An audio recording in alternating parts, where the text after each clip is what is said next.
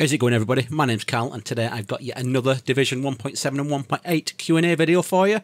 Once again, we'll have the lovely Binary Kitten answering our questions about 1.7 and 1.8, and in today's video, we're going to find out some more about what's coming in 1.7 and 1.8, as well as discuss the current 1.7 Week 1 PTS. We're going to cover builds, the OP 6-piece classified striker gear set, the bugs, testing, new content, nerfs, PvP changes and more, so make sure you stick around to the end. Once you listen to everything that she's got to say, and if you like this content, as always, please consider dropping a like on this video, and if you want to see more content like this alongside my build and gameplay videos, then please subscribe. Don't forget to click the notification icon to get my videos straight into your email inbox. Without much more rambling from me, let's get right into the video.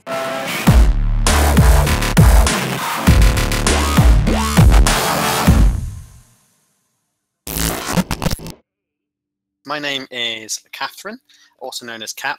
I go by Binary Kitten in most places, though Binary Kitten was taken on Twitch, so I ended up having to register as Felis Binarius, which is fake Latin for Binary Kitten, in case you didn't know. So yeah, I'm a web developer by trade. I build websites and I make things work. I don't make things pretty, but that kind of gives me a kind of processing background that I kind of applied to the information that I got given from the ETF. So I was a member of ETF Charlie in the last ETF, which was in May, over in the Newcastle Reflections studio. And that was a very good session. We kind of got introduced to a lot of bits and pieces, and got a lot of things that were both 1.7. So we got to give our opinions back on 1.7 bits and pieces, discuss certain aspects of that. We also had a brief look at what was coming in 1.8, and there are some questions I may be able to answer in that regard as well. But if you hear me say anything about dancing, basically one of the rules of the ETF was that there was no dancing allowed, no dancing. It was kind of made up as a joke by Yannick, and then we realized that no dancing allowed has the same initials as non-disclosure agreement. So NDA. So if I say that gets close to dancing, you know that I can't really talk about it. So anyway, thank you very much, Cal, for the introduction, and let's get on with some questions. What's the 5 and 6 piece bonus for Tactician's Authority in terms of like the classified gear? I can tell you that the 5 will improve upon the 2 and 3 talents. So the 2 and 3 talent on it, and the 6 will do something quite different. So quite different than its normal 4-piece talent. It's kind of in theme. So basically the same for all of the classified gear. The 5-piece bonus will boost the 2/3 talent to kind of give you bonuses on those, and then the 6 talent will kind of fill in some sort of gap for that piece of gear. So that will, like for example, the striker, the 4-piece basically kind of has a stacking system that kind of gives you more damage, and the 6-piece gives you a stacking system that gives you health. So it's all of them have kind of a theme that they're fitting to. And so the 5-piece will always buff the 2 and 3 bonus, and the 6th will kind of give a somewhat slightly overpowered version of kind of something that goes alongside that with the other ones. And when you say overpowered, is that where we're at the moment with Striker? Is the 6-piece meant to be overpowered, or is it just meant to be powerful? It's meant to be overpowered in the sense that it shouldn't be more overpowered than anything else, but it should definitely have more power than, say, for example, the standard 4 set. And I'll just throw a question in and then we'll go back in. So at the moment in the PTS, and granted it is the PTS, we've got the Striker mess, shall we say. In your opinion, your honest opinion right now, and granted it's the PTS and nothing's set in stone, is that Striker set broken at the moment? Yeah, I believe they've already reported that it is broken, and they've asked everybody to kind of switch away from it and try and test something else, because everybody knows it's broken. One of the things is that with all of them, they're trying out the different bits, and then they can tweak it slightly. So in my opinion, one of the two tweaks that they can add is that they can have a on miss, make it so that it reduces the stack on miss, and then have it so that definitely fix the bug where when you die, it doesn't reset. Because at the moment, that if you don't die, it doesn't reset. And as such, it means that you can run massive amounts of time because it's all based on the amount of time. So you can stack it up high quicker than the time will take to reduce it. So adding in those two will kind of will allow some balance for that. There's also one of my fellow ETF members have basically wants to test it at the moment because they believe that the stack is currently going up above 100, even though the UI is limited to 100. We're hoping to see small changes come through on PTS2 and fixes elsewhere. In 1.7, the Seeker Mines and other offensive skills, they're getting quite a heavy nerf, especially Seeker Mines, which I'm sort of glad I've been aware, but I think it's probably been over nerfed. I didn't necessarily see them as like a huge issue, but I play on PC mainly, so I could be wrong. Yeah, so Sheik says, your thoughts on Seeker Mines and offensive skills nerf in 1.7? At present, they've kind of fixed on a figure for the tests, and one of those things that we need to be testing is to see if that is too much or if it's too little. Problem is that with everybody on the current PTS running the Striker 6-piece and going, yay, I can stand here and shoot everything, rather than kind of testing the bits that actually need testing, the things that people say matter, we're not going to get that balance. So I've run it a bit on the PC, but again, my PC character is not up to spec, so I've not really had a chance for that. Once console PTS, if I get into the console PTS, there's no guarantee that I will, just like anybody else, then I will be totally trying that Seeker Mine and seeing how much that damage is reduction is going to affect PvE as well. Because yes, the damage reduction is enough to kind of make it so that for people running it is not going to do like kind of be constantly draining on you when you're trying to do a PvP match or do a last stand match, for example. But it's whether the amount of it is going to balance down to the PvE side, because if they're going to nerf it to the point where the PvE is going to be affected, then that is going to be a problem more. So I'd rather that they boost it slightly, or sorry, nerf it less and then make that so that it works across both sides, rather than kind of make it so that it becomes less optimal. Yeah, I'm in agreement. Like from a PvP point of view, I didn't really see an overall issue with it. It was strong, but if somebody spec'd into that, they should be allowed to. The issue that I've got as a sort of 50-50 PvE and PvP player is, I think it's going to be next to useless right now in its current state in PvE, and that's sort of a shame for skill power builds, because they rely on their skills. Those that are spec into skill power will still have the boosts. So if you've spec'd fully into skill power and running airburst, you're still going to have the chance of one-shot killing people with your airburst seeker. They've not removed that. But it's more that if you're using it as like kind of clearance and other stuff in a more generalistic point of view, rather than being fully spec'd out for it, then at the moment that's kind of being the negative side of it. So for those that kind of do 50-50s, that they're going to come off slightly worse as it currently stands. So for all of those that are listening and want to actually kind of get that improved, I say test it, and test it.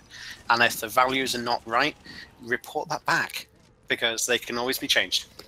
Yeah, I think the nerf, though, is going to have an effect on PvE, because like you said, in terms of the damage that it's going to do, it's going to be probably enough still to down a player. But the amount of damage that it can do in PvE as a result of this nerf is also going to take a hit. Yeah, so again, those values can be reduced.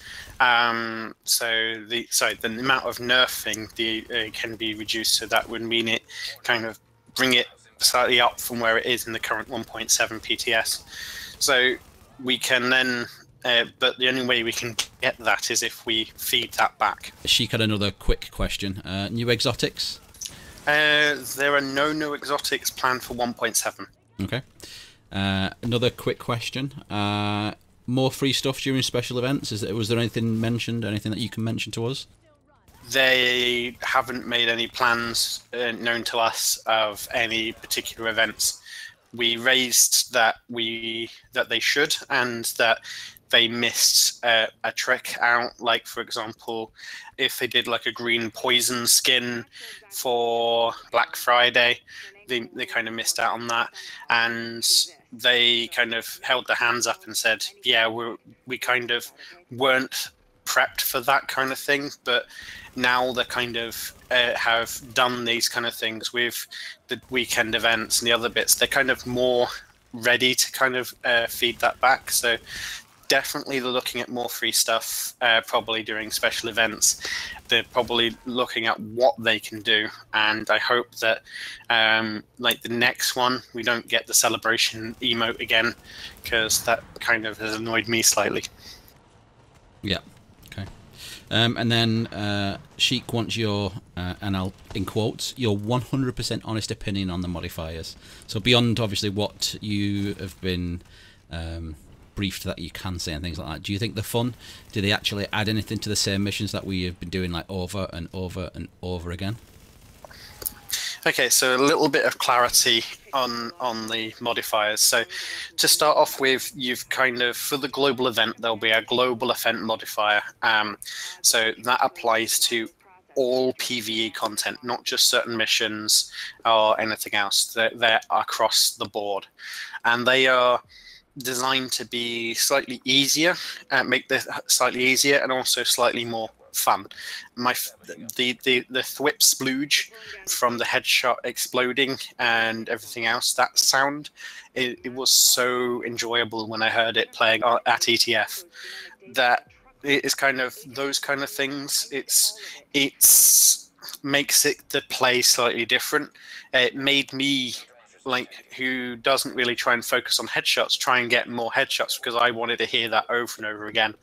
I even basically switched down to World Tier 1 and ran regular Madison again, just so I could then get, like, see how many headshots I could get in one mission with an urban MDR.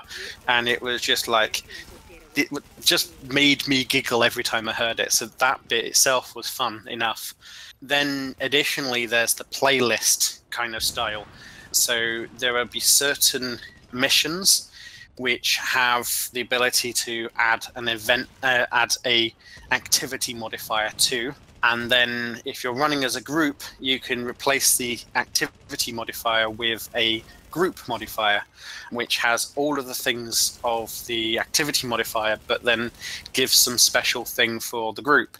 Like, I think the possibility of like 2 headshot doing lethal damage to any enemy on a particular mission, so that you can then, if you're 2 people, one does 1 headshot, the other one does another headshot, down straight away.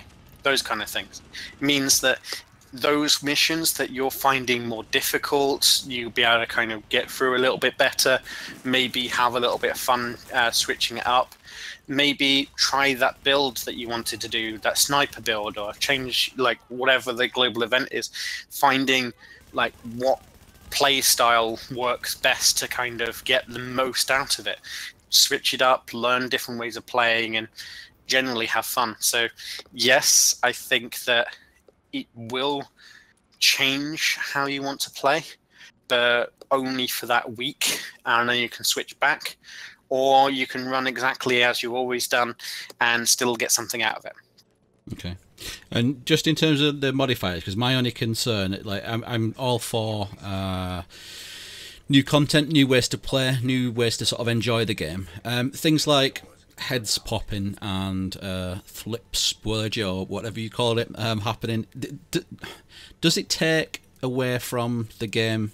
Because I mean, it's a game, so that like the realism, we've got to sort of hold our hands up and say, you know, it's not a realistic shooter. But does it take the game and the feel of the game away from the feel that we've got at the moment within the Division? I think not. Mainly the head splatting and everything else. While we're calling it head splat, effectively within the theme of it, it's on cleaners, and the cleaners themselves, they've got these kind of, instead of running like napalm or thing, they've kind of got these reservoirs of toxic gas that are running around their suits. So basically, when you're taking the headshot, you're bursting that, and that's why it kind of goes into like a pop of gas around it. So it's kind of, while it seems silly and while it seems kind of that regards, there are for each global event there is some story and some theme that goes with it. It's not just, hey guys, here's a global event. There is actual kind of dialogue. There's going to be other bits that kind of bring it and reasons behind it. Yeah, see, that's, I think, what they've not done a particularly good job of that, because before, and I know I've talked with you on different occasions about different things, but I had no idea that in terms of a narrative for exploding heads and things like that was actually a thing. All we've been shown, or all it's been sort of portrayed to us in, is that, you know, heads are going to pop and there's green puss got to go everywhere and that type of thing. Where if it is tightly interwoven with the story and with an aim and doesn't feel too alien to the environment that we've been playing in for the last year, then you know, I think it'll be a good thing. If it's just popping heads, then I was really concerned with how that was how that was going to play out and how that was going to fit in with the lore and the history of the game. The way that we got it described was very much that it's going to be a theme. So, for example, for the head popping one, which is rotten to the core, basically that particular one is a cleaner based one. So, like the missions themselves, etc., will be that are selected for the playlist will be kind of more cleaner based missions rather than kind of all of them. But the other ones, we only got a chance of playing that particular one and in a rough draft of it. So the animations and the other bits have been changed slightly since then, because we got to play a very rough version of that. Basically, what we saw on stream was an improved animations of that. But again, it still was alpha. It's still kind of the bit that it's going to go into test, and we're going to be able to play a global event during the PTS cycle, and that will then kind of allow a go for it. The other ones that they're planning, they kind of didn't give us much information on, and we kind of were asked if we could have some suggestions. We gave some feedback on that. Again, we're going to still hold out for a surprise, the same as everybody else. Okay, cool. Ghost Recon said, do the CPO1 and CPO3 signs mean anything in DZ07, DZ09 on the Central Park side of the DZ? Is there any meaning beyond just some cosmetic signs that you know of? Basically, we know that it's on the opposite side of Central Park. We know that from the map. So yes, the numbers point to Central Park. They literally do.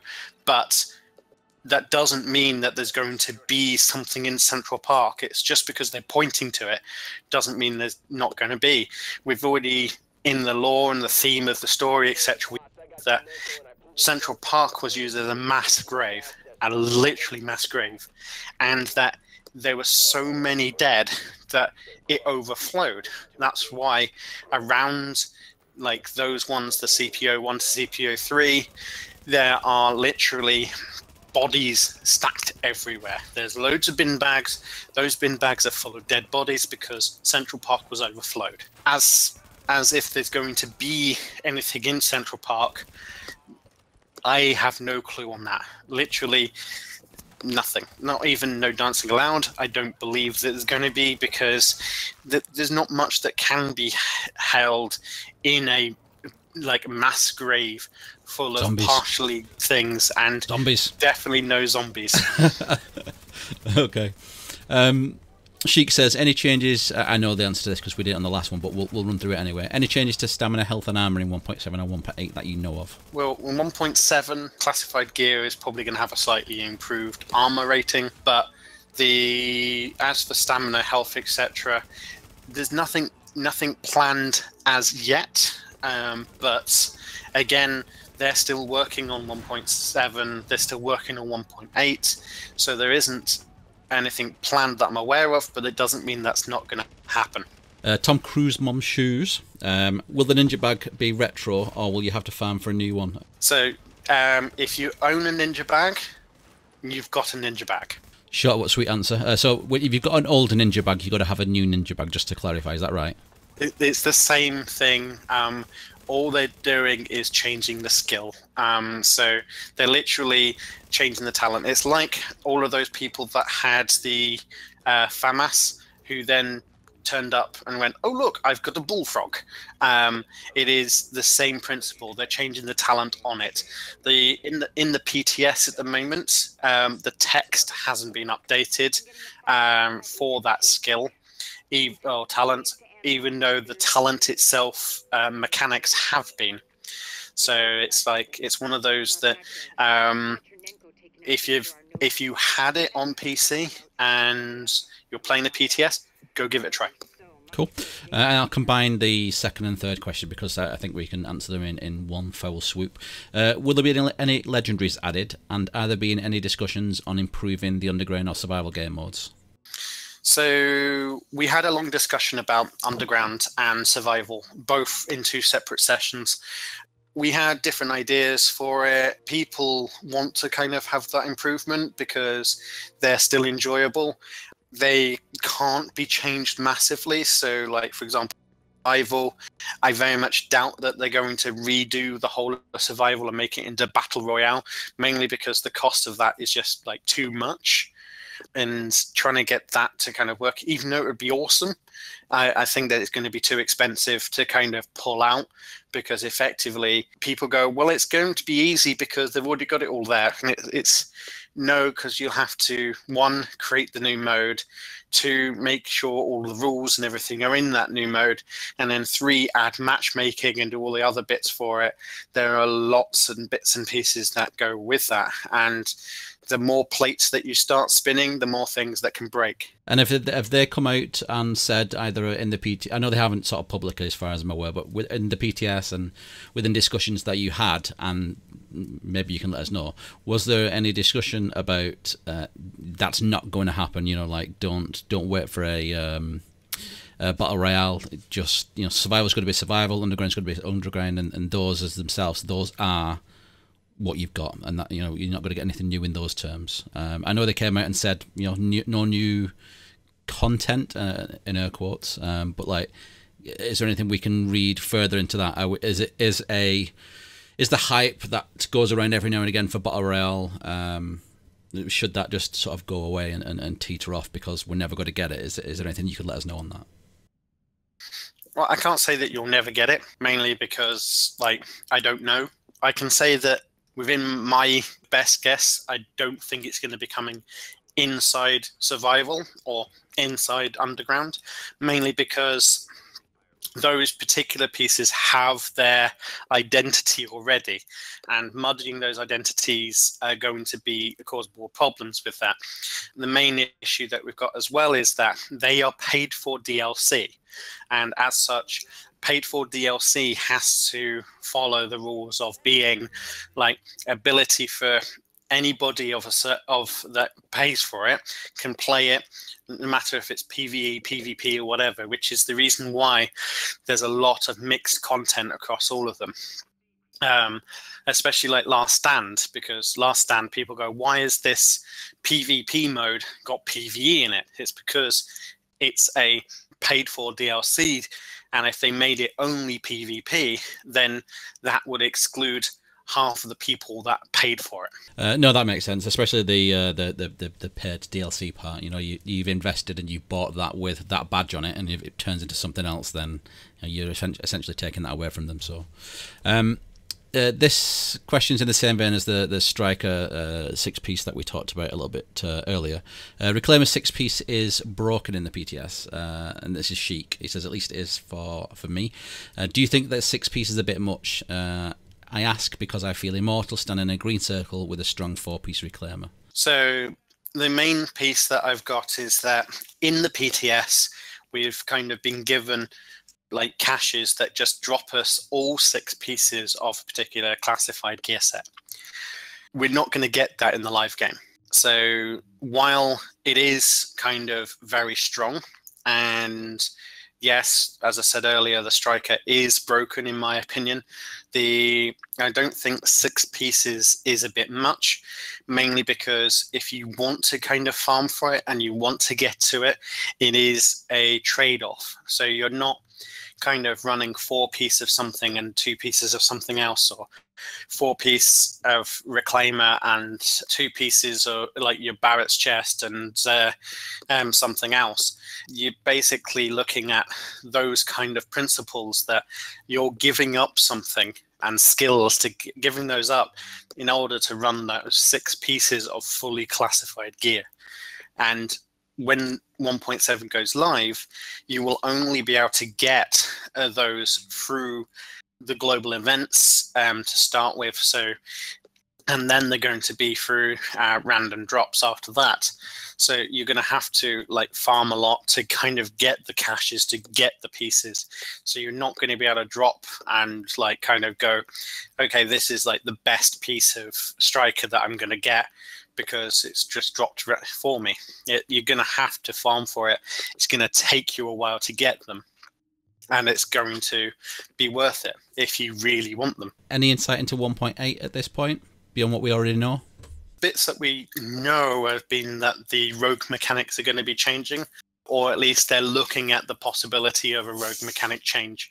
As to what that rogue mechanic change is, I can't really directly say, but I know that Terry and Keith, etc., from Redstorm, they're really eager to kind of get more people into the Dark Zone and make the idea of going rogue beneficial and a positive choice, as well as being a negative one at the same time. They're kind of looking at the possibilities of how they can get around those annoyances that we've all felt.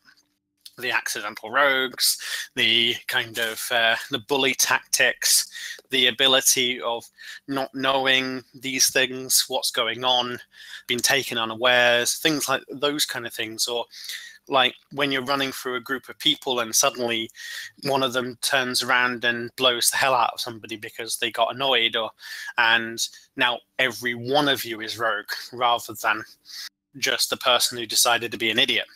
All of those things that people have complained about, and that Redstorm, Massive, Reflections, they're all listening to all of these things, and they want to make that improvement. So how that ends up in 1.8, I don't know, but going to be good. I mean, yeah, I mean, I guess they've got to be super careful with the rogue mechanics, because things like just one person turning around and shooting somebody and going rogue, if we're not super careful with that, what you're going to end up with is, that same situation where one person goes rogue, everybody in that group's in on it, so to speak, and I think it could add more headache than what we've got currently right now. I know that if I'm with a group of people and one of them turns around and shoots me and they all flag rogue, that those 4 people, those are the enemy. Those are the people that, for whatever reason, decided they were going to do that, and all of them should be flagged accordingly. So everybody else who's with me knows who they need to focus down. So, it'd be interesting to see what they come up with. And I said on the last one, I think it definitely needs changes from a PvP point of view, from all aspects, not just the rogue, the person that is rogue, but the people that aren't, and accidental rogues and things like that, especially within. I don't know whether it's a perimeter, whether it's whatever it is. When accidental roguing's a pain, an absolute pain. So it would be really, really interesting to see what they come up with, and if they can change it without fundamentally changing the Dark Zone and the whole PvP feel, shall we say. I think that's gonna be great, because I've hated some of the mechanics within the Dark Zone for, well, since the very start. So if they can do something to improve that, that'll be amazing. Yeah, I would hope so as well. I've been venturing into the Dark Zone more and more, mainly because of people like Ollie Norris and Pulse Idiot, and of course running with Shotcher every so often, etc. Those kind of things have made me feel comfortable running into it. It's one of those that I'm not really geared up that way. It's not really in my nature to kind of go rogue, but when you're kind of with a group of people, it's kind of fun, and they definitely need to keep that in mind. And I believe that we're in good hands with the team at Redstone. The new PvE content, the content with modifiers. 2 questions: how was the difficulty, and was there any of the fancy hunter AI found within those modifiers? The modifiers themselves don't change the AI. They make something different. So, for example, the global modifier, the global events, the activity modifier that they've talked about is that the standard one, the rotten to the core, is that if you get too close when the head pops, you're going to get covered and you're going to take a damage and everything else. But the activity modifier basically creates a toxic spill, if you wish. Kind of their suits are leaking and they're creating like this toxic spill that goes around them, and basically if you're too close to them, you're going to get affected by that, and that will drain your life. So that makes that kind of an extra challenge to that. So as I say, I ran the refugee camp mission, which was mostly cleaners, and I kind of ran that on kind of normal. I just ran it because I was running because I could. And it literally, once I'd realized exactly what was happening, I had to go and change all my gameplay. It was no longer just running it by rote. I had to stand and actually think about what I was doing, where I was going to be, taking my shots, because I was taking damage from places because they were getting too close. Imagine the baseball batters, not just doing damage when they get to hit you, but when they get close to you. They start doing the damage a lot sooner, and then they kind of do the standard baseball bat hits and stuff like that. Then, of course, you've got the group modifier, which then takes that and then adds in like a group dynamic to kind of give you a bonus. So by default, the global event modifier will apply to all content and make every bad guy in PvE apply, and then the activities and the other bits will apply for certain activities, etc., certain missions, certain things.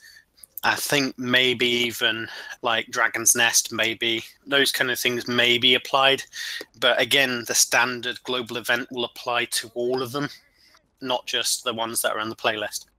Okay, cool. And just something that piqued my interest, and I never thought about it before, but the global modifiers, are they going to affect the Dark Zone as well? So if I'm accidental rogue, Dark Zone is PvP. Okay, so the PvE components within the Dark Zone aren't going to be affected by the modifiers.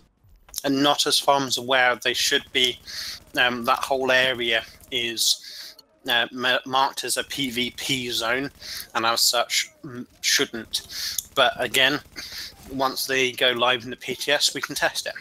Pyro says, do you feel that the Striker gear piece goes against the principles of the game in the sense that it's giving the highest damage dealing gear set capability to heal itself? It's like giving it 2 rolls at once.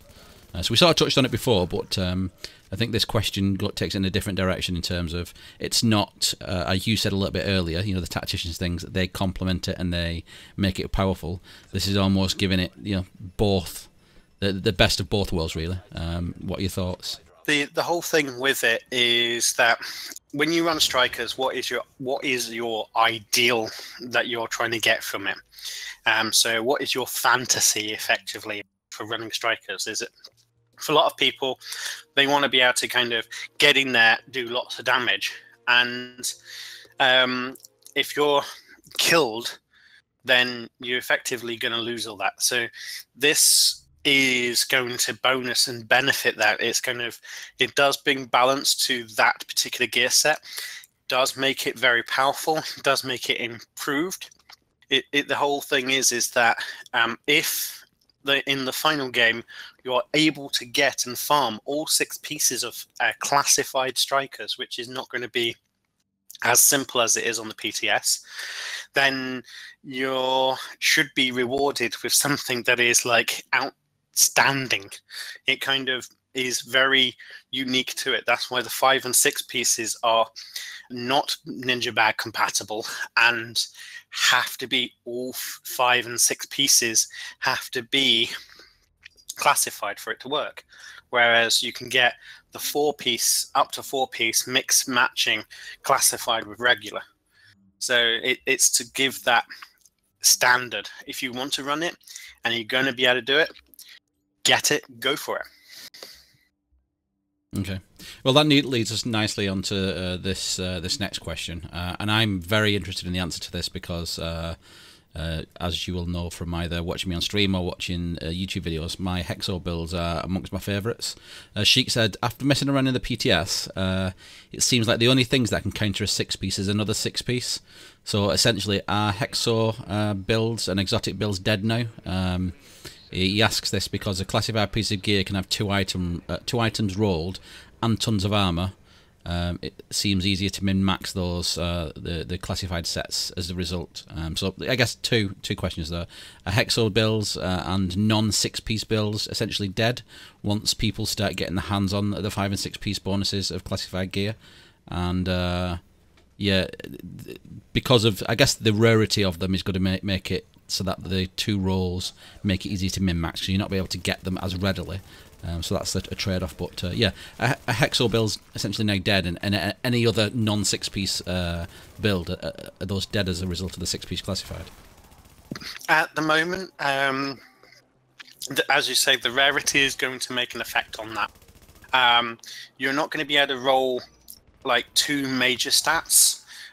So it's going to be 1 major, 1 minor for those. So you'll be able to kind of switch out your stamina, say, to firearms. And then switch out that bonus XP on kill to something else, or whatever they get rolled with. So again, the min-maxing will get there, but you're still going to be kind of spending that on that.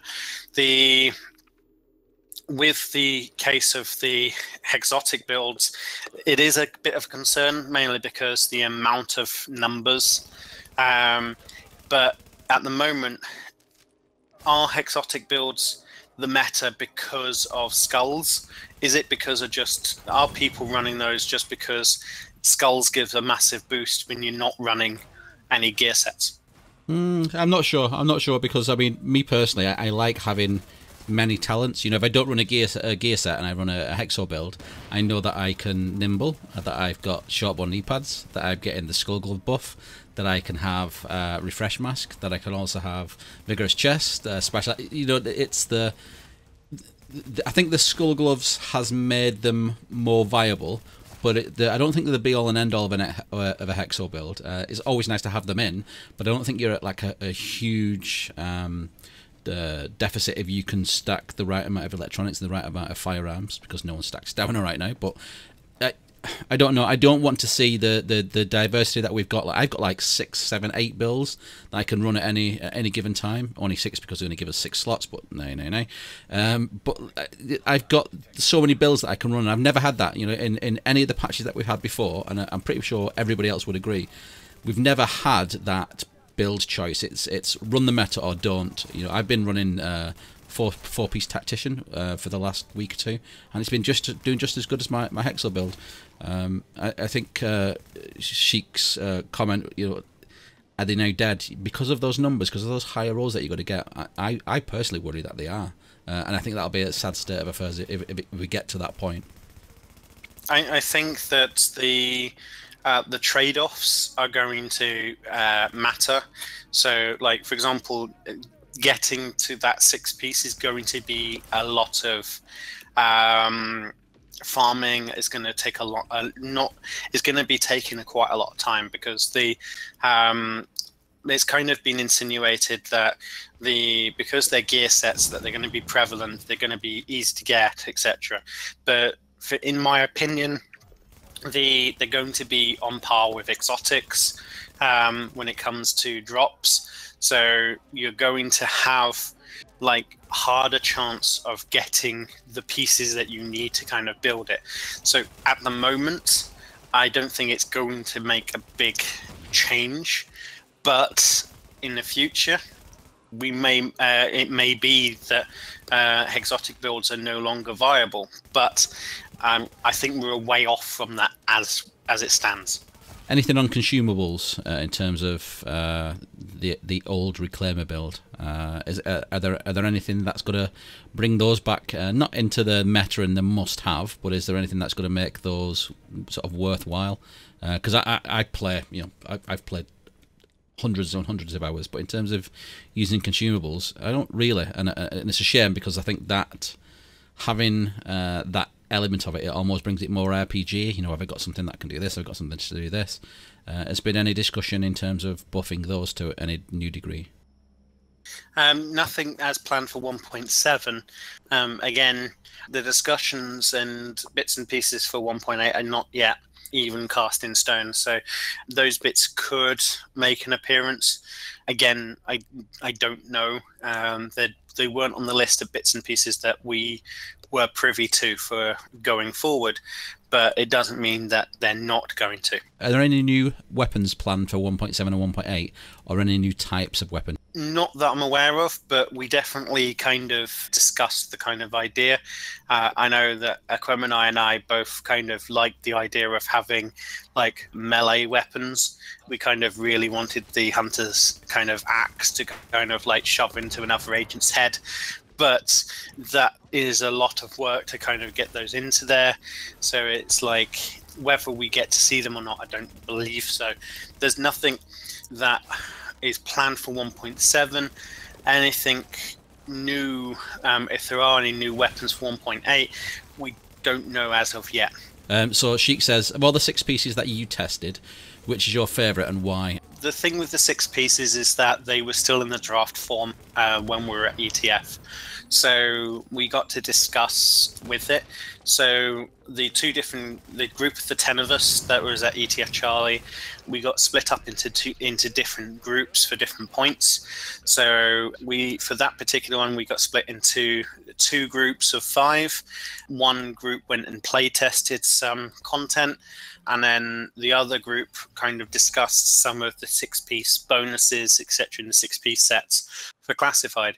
And then we switched around, and there was only so much time that we could only get to talk about half of them, because we were so excited by them. We were kind of looking at them and going, that's going to change lots of things. It's going to make this awesome, etc., etc. There was lots of comments and lots of feedback that we gave, but unfortunately they weren't in a state where we could go and test them, because otherwise, if they were, we would have gone and said at that point that the strikers was OP and those kind of things. So at the moment, on the PTS is where we're getting our first chance to test them, the same as everybody else.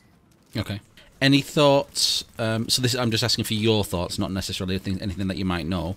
A lot of talents in the game, from both a gear perspective and a weapon perspective, that are pretty much pointless.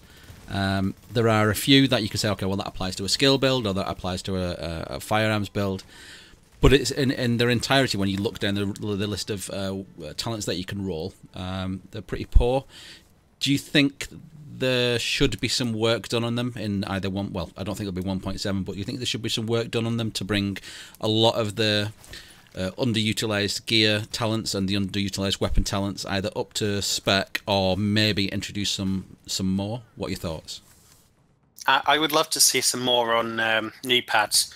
At the moment, I believe there's only 2, and of those 2, one is get headshots, get more credits, and the other one is, So, which is pretty good if you're able to do headshots all the time, because if you're doing headshots all the time, that accomplish is pretty going to be like pretty good for you netting XP and getting those proficiency caches, etc. But in the end, they need some more on them, because there were 3 variants and now there's only 2. There's more bits and pieces that kind of need kind of cleaning up. I believe that they're looking at these various things, but again, it's one of those that with what we're getting for 1.8, what we're getting in 1.7, for all of those that are looking at them, would they trade more skills and talents on high-end gear over that potential content? And I'm not sure how much of that I would wish to trade up. Okay. Yeah, no, I agree. I think it's just, I mean, there's always got to be trash level gear and trash level talents, because that adds to the RNG and adds to the frustration of, or the enjoyment, depending on how you look at it, of farming for new gear. But yeah, I know what you mean. I wouldn't trade any content away from it, but it would be interesting to see more brought into the meta, if you will. So.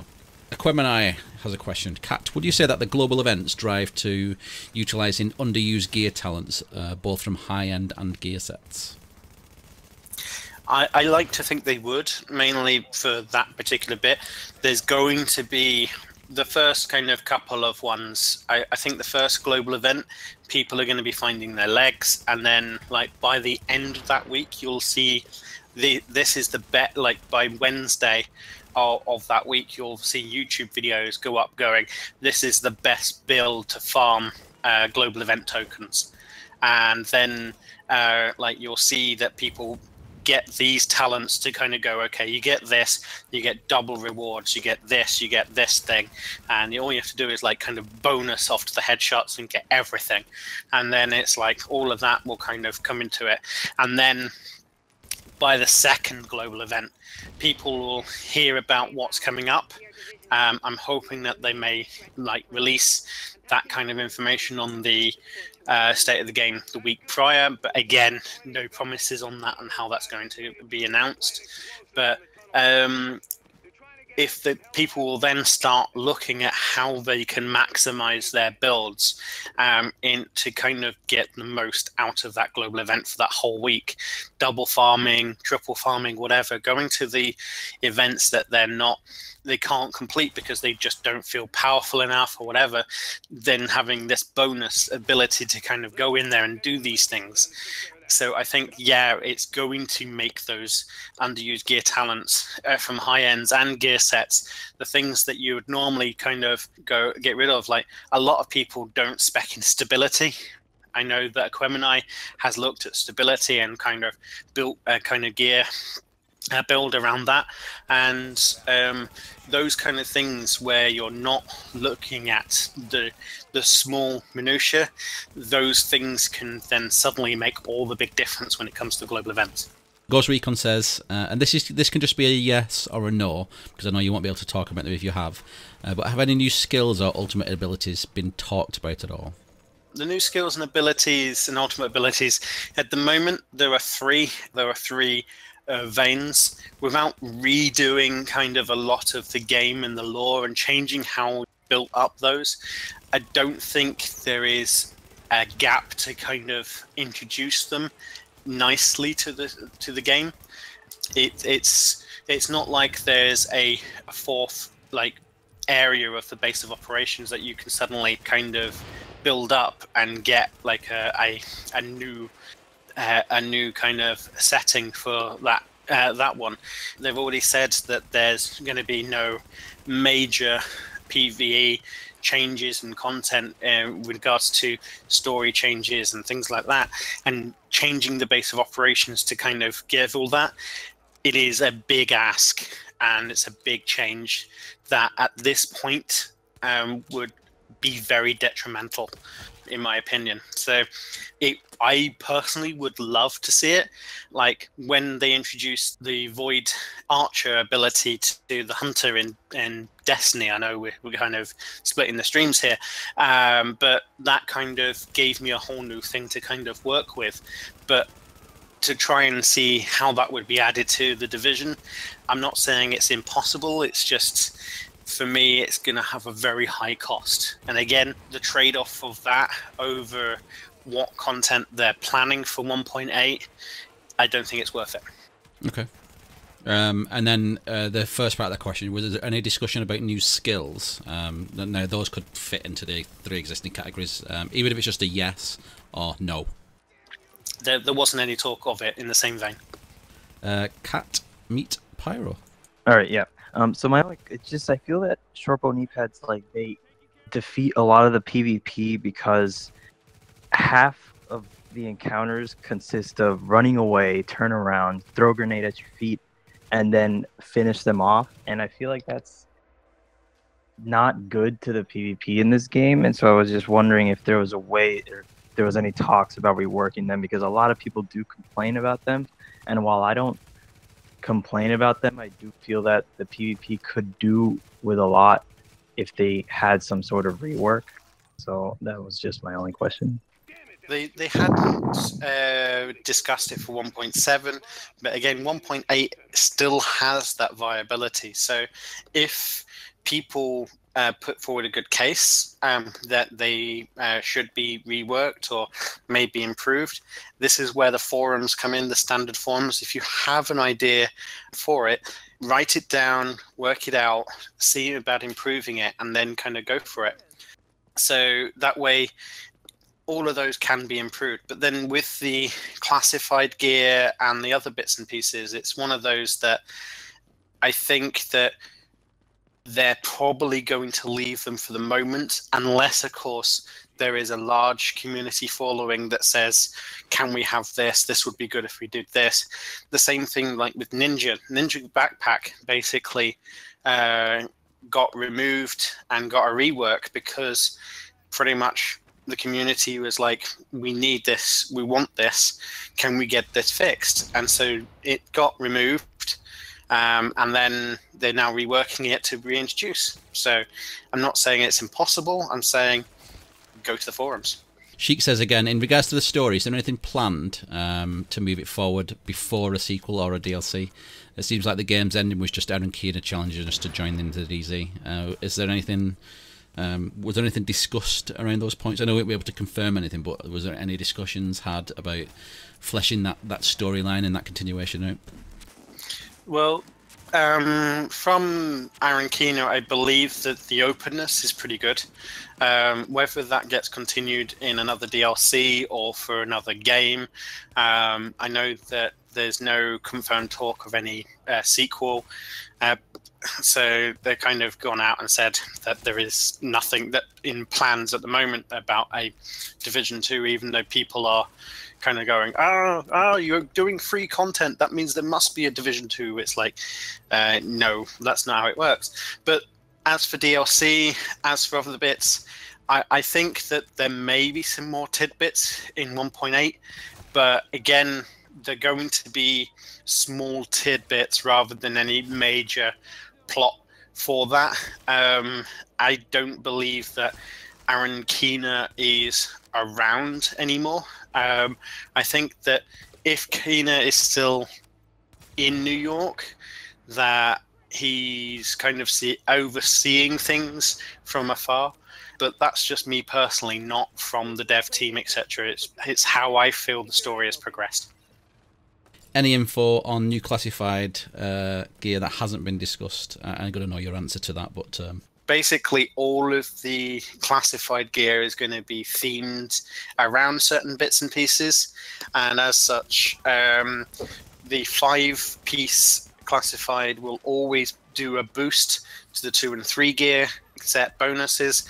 And the 6th will be in line with its theme/fantasy for that particular setup, though it may not be anything else. Aquemini, what do you think is the most important part of the PTS? Testing, testing, testing, testing, testing. Yeah, definitely the T. And that's T as in test, not T as in Earl Grey hot. But yeah, that it's public test server. It needs the testing. So if you find something that's overpowered, say, yeah, this is overpowered, run something else, try something else. Try going through the list of patch notes, etc., and try testing to see if the things that they've said are fixed are still fixed. Because what are in, like, for example, we've tested a couple of things, Quem and I, Joker and myself, we tested last Saturday. We ran through various different bits, and we tested quite a few of the bits, and we kind of got those confirmed as, yes, we find that these are fixed. And during that, we found some other bits and pieces that were kind of interesting. Like, for example, we found that the UI for whether we are, when we were fully down, wasn't showing up. So we couldn't see that the other people could be raised up. So we originally just thought, oh, why can't we raise them? And then, like, if we press the actual button while near them, it was started to raise us and get us up again. But the UI was broken. So that's one of the bugs that we've reported.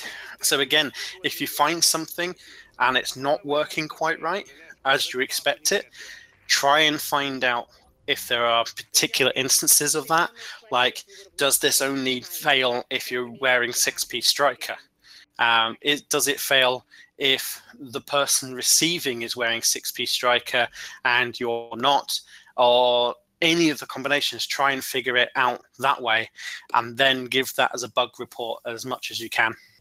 And I think that's a great bit of advice in it. That's how I work through the public test server in terms of that first sweep at the bugs is go through the patch notes, test them, because they're the things that they're saying, we've changed this, and then try and find those edge cases about, the things that might be overpowered or whatever.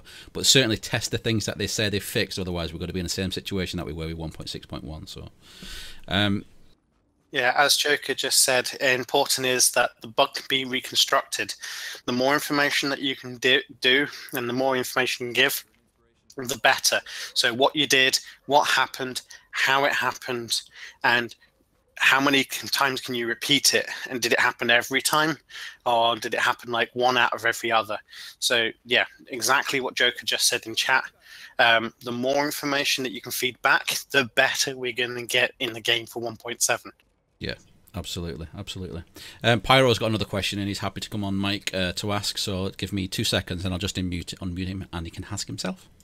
So I know that strafing is a huge topic and it always has been. And I was wondering if that's ever been a discussion of you guys of how to fix that, because my suggestion was always to put a cooldown after you stop sprinting, even like a 1 second cooldown before you could sprint again, as that would really prevent the jittery motion and the chicken dancing, as we all call it. So that was my question. It wasn't discussed at the time because the discussions that we had it wasn't as much of a problem as it is now. It just like the seeker mines weren't as much.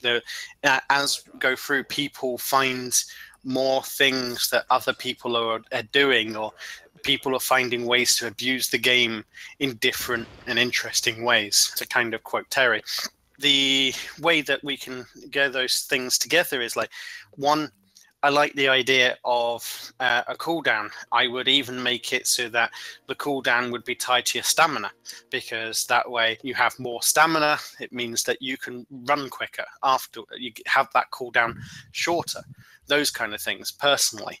But how and if that will get into game, I don't know. But again, go to the forums, because that is a brilliant idea.